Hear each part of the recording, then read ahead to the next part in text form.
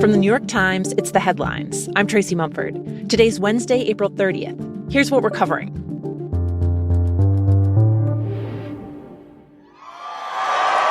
We're here tonight in the heartland of our nation to celebrate the most successful first 100 days of any administration in the history of our country, and that's according to many, many people.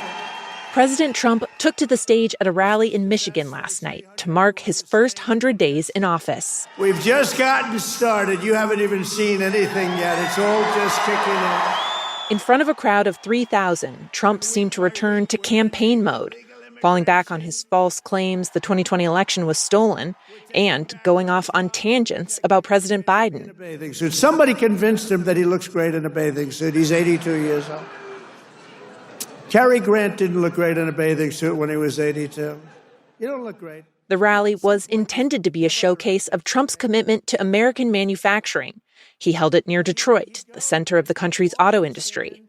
But Trump spent much of his speech talking about his border crackdown and deportation numbers. We tried to get it higher, but the courts are giving us a hard time. Can you believe it? The president also dismissed poll numbers that show his approval rating has been dropping ever since he introduced aggressive new tariffs. Trump's approval rating currently sits at 42%, according to the most recent Times Siena poll, historically low for a president this early in his term. Also yesterday, I'm giving him a little bit of a break, right?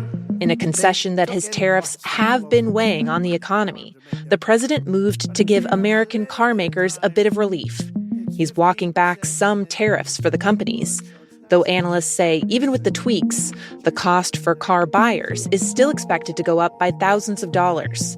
And Trump said the changes are only temporary. He's still insisting that automakers move all of their production fully to the U.S. We give them a little time before we slaughter them if they don't do this. We're now seeing the early signs of Trump trying to figure out how to get himself out of the mess that he's put himself in through his trade war. My colleague Jonathan Swan covers the Trump administration. Donald Trump testing out his theory of tariffs, his theory that he can use tariffs as this weapon against everyone at once and that everyone will bow down to him. That has run up against reality. The trade situation is self-induced. He's basically started these wars, which he now will be looking for peace deals effectively. And the economy right now is in a very, very wobbly place. Some of the early indicators about business confidence and investment confidence, consumer confidence, these are all warning signs that the White House is looking at and that Trump himself is very aware of. So I think for the next 100 days, everything is riding on the economy.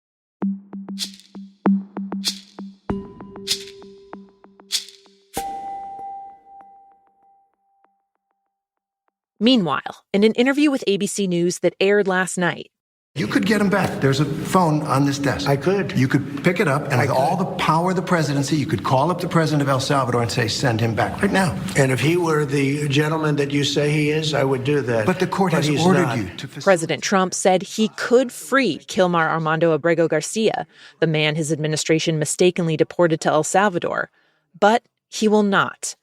The president's comments undermined previous statements from his administration in which they've claimed there's nothing they can do, despite a Supreme Court order requiring them to take steps to bring him back to the U.S. The judge overseeing the case has accused the administration of willful and bad faith stonewalling.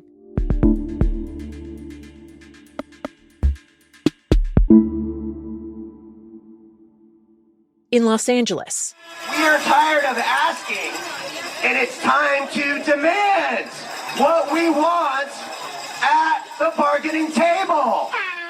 More than 50,000 county workers are in the middle of a 2-day strike that has ground some public services to a halt.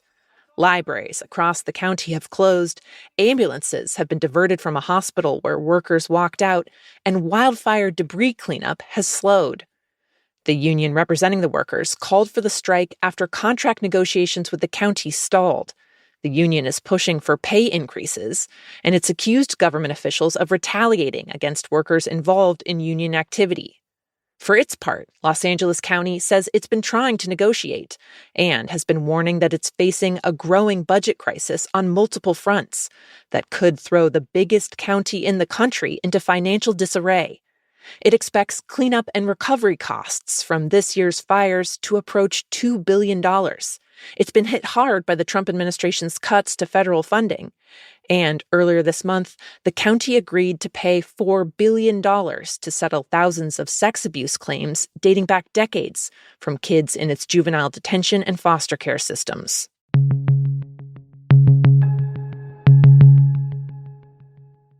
For millions of American high school students, tomorrow is Decision Day, the deadline for them to confirm which college they'll enroll in this fall. And the Times has been looking at the ongoing effects for schools and students of the Supreme Court's landmark decision ending affirmative action. Since the 2023 ruling, which barred colleges from considering students' race in admissions, Black and Hispanic enrollment has dropped off nationwide, and it's hit some schools particularly hard. That includes Amherst College in Massachusetts, which had been a leader in racial diversity. A lot of the Black and Hispanic students up there feel a bit of a sense of isolation now, and there aren't as many Black and Hispanic students as they were expecting there to be in the freshman class. Times education reporter Stephanie Saul recently went to Amherst, where Black enrollment plunged from 11% overall before the Supreme Court's ruling to just 3% of this year's class. There was one student from Washington Heights, New York, who identifies as Afro-Latina, and she said that only one other Black student was in her chemistry class. She had been the only Black student in what's known as the freshman seminar. And some students said that at activities, Black student union meetings, et cetera, that the turnout has been affected, and they feel a little sense of disappointment and worry that maybe this will cause a vicious cycle, that the next group of students who are being recruited will pick up on this and fewer Black and Hispanic students will want to come next year. So they're kind of in a waiting game to see the outcome. Stephanie says that Amherst and other schools have been trying to figure out ways to keep diversifying their classes, even if they can't consider students' race anymore. That includes expanding financial aid and boosting efforts to bring in first-generation college students. This year, Amherst says that about a quarter of students they've offered admission to would be the first in their family to attend college, a record for the school.